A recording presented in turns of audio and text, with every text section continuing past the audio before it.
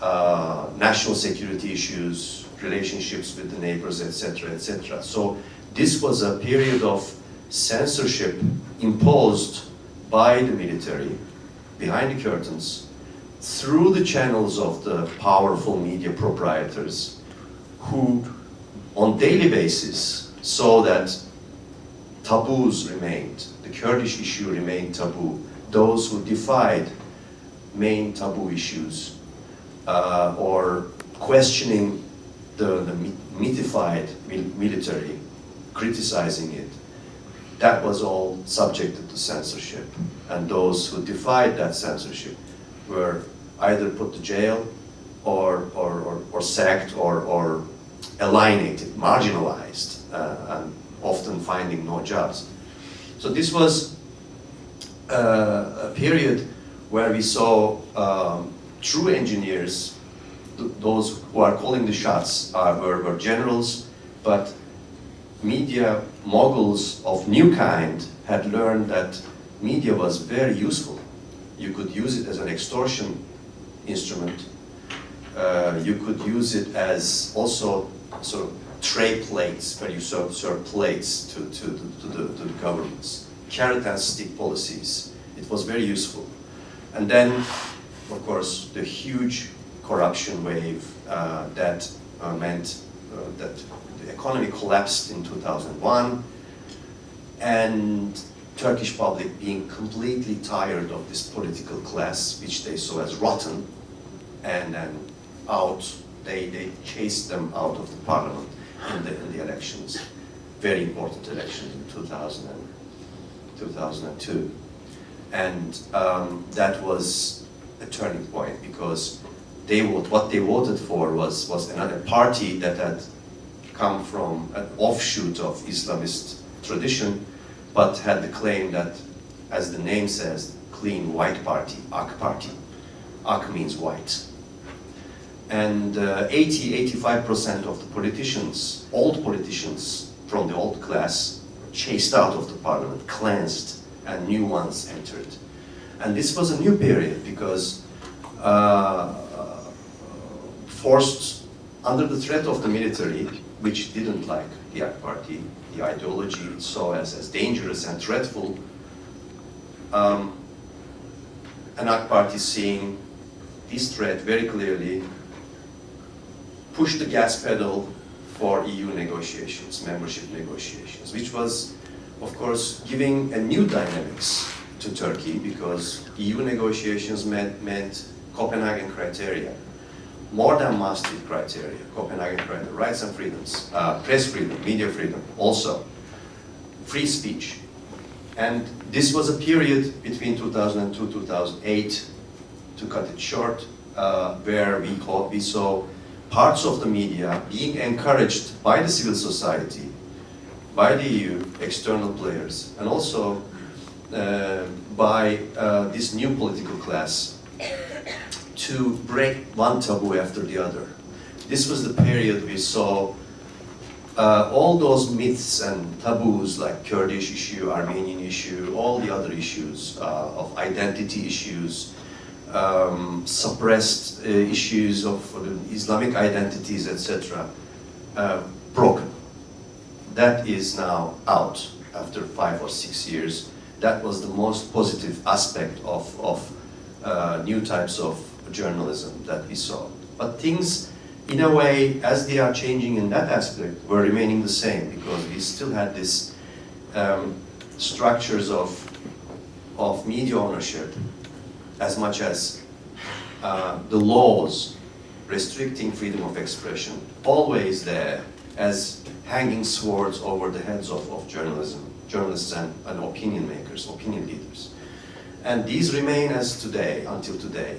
That was our fear from journalists, that these basics needed reform.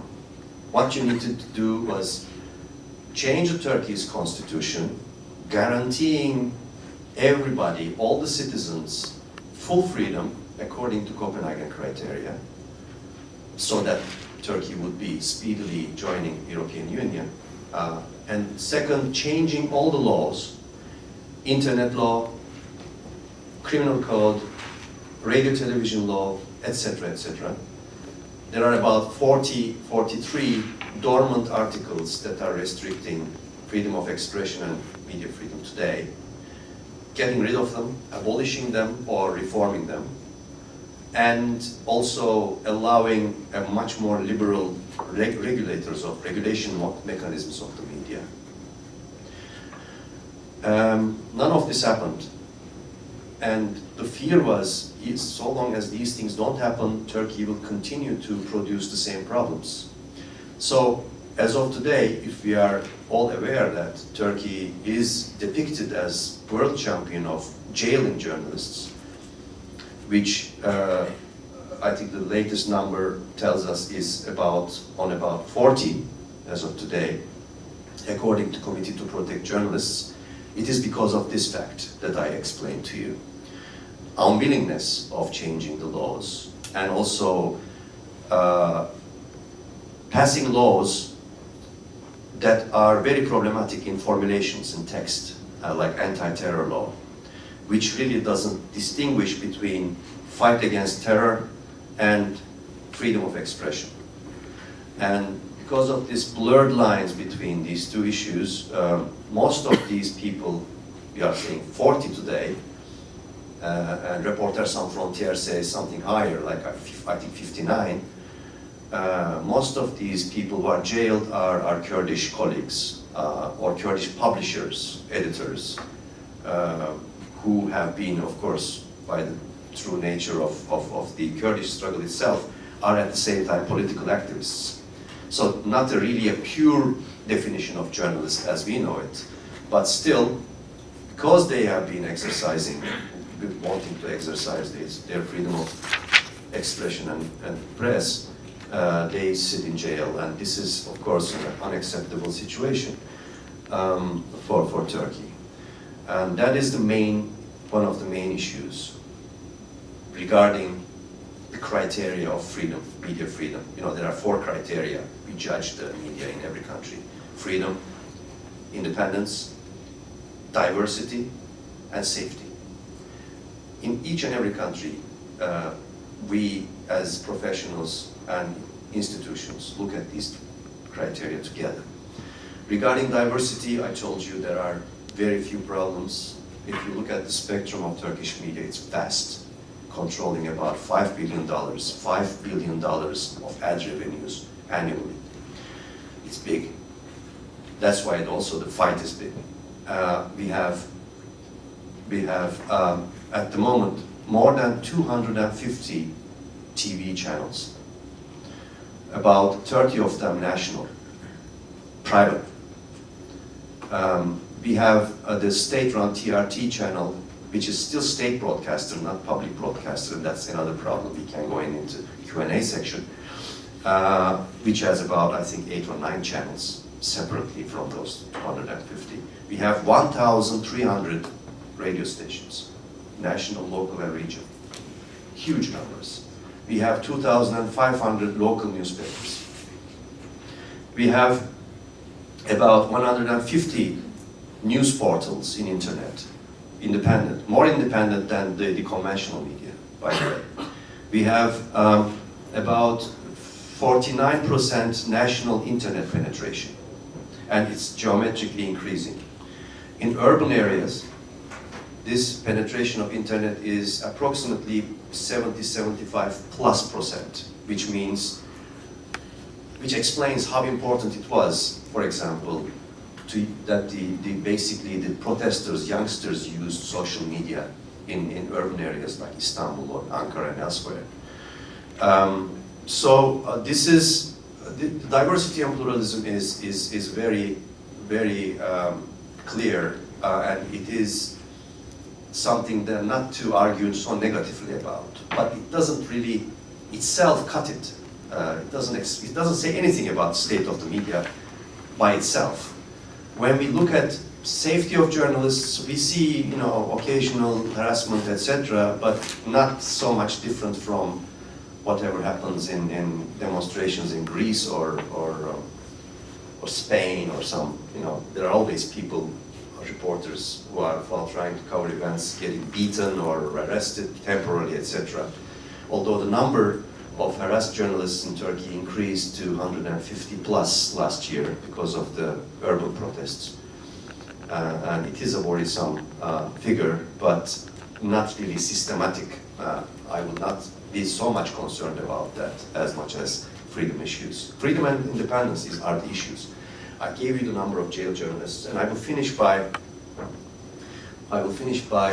telling some things about the most important problem, that is dealing with the main bulk of majority of Turkish journalists. Independence is a key issue. We have about 14,000 journalists in Turkey, operational. Most of them are press card holders. Press cards are issued by Prime Minister's office still, Cold War style, unfortunately. But it is accepted as legitimate identity, professional identity card. So most of those journalists are forced or willing to carry those cards. I don't, but most of the people do, and I understand that fully. Percentage of journalists, members of the trade unions, are only 1%, no more, only 1%, which explains, I think, the lack of solidarity, lack of collective rights, and fear of being fired. This is an issue that is becoming acute lately, because job security, collective rights, and editorial independence, as you will see anywhere in the world, in a democratic country or emerging democracies, are key and related to each other. And secondly, again, in the aspect of independence, we see the collapse of the center field of the Turkish media, as you noticed, TV channels refusing to air anything critical, lack of corruption coverage, and also political interference, as confirmed by Prime Minister of Turkey himself repeatedly, that he was calling top managers of various TV channels to cut off certain content from screen or not. This is confirmation is I took as nice, because now we know what the problems are really clearly, publicly, more transparently, because we tried to make our cases all the time that there was political interference to the editorial independence. And Prime Minister himself, thankfully, we should thank him, confirmed it. I said, yes, I called him. And I was not very happy about the content. It was about an oppositional leader, and I told them to get rid of that from the screen. And I think that the journalists need to be taught lessons sometimes. So this was an awakening moment for many people. But this also explains why we have severe problems with and growing every day, problems with the independence of the so-called center or mainstream media. When it collapses, as it does in Turkey, because of the submissive media proprietors and more arrogant and aggressive political power figures, when it collapses, it leaves a vacuum only to be filled by partisan press, and turns the entire debate into a radicalized rhetoric, very, very fiery and poisonous, which will only widen the dividing lines in society. This is what we are seeing now. More and more tenseness, more and more vulgar language, and also because it is left to the partisan press, the main principles of good journalism are, do get lost in the process. Accuracy, accurate news, balance and fairness, reference quality newspapers that can really cover independently what's happening in any specific country. So this is, I think, a drama, and because of what is happening since June, and I'm always saying that, is a nightmare in terms of professionally, technically speaking, we see a sector being dismantled of its genetics, of its DNA. Punitive measures being imposed now are now no longer jailings of people who are in journalism. It is firings. Since June 2013, we have seen an enormous high number of senior level, top level, mid level, or lower level, whatever, journalists being sacked as a punitive measure because they have been either in defiance of directives by their editors to censor news or to write distorted news material or defending the good journalism principles and ethics, or defending journalism outright against the government figures, etc. So this is in a way, a professional tragedy that we are experiencing, more than elsewhere, I think, in Europe, but maybe comparable to some extent in Albania. But Albania is much in size, etc., and importance much less important than Turkey. And this is what is worrying me. I just want to stop here because I think I talked more than 50 minutes, so that you can ask me questions about whichever specific aspect you are interested in. That is better to have two-way communications. I hope I covered the entire ground, but these are the main issues that I wanted to share with you.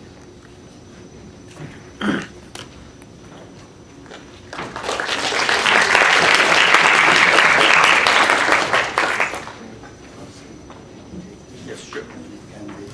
I guess there are questions, and it can be a very open debate. Yeah.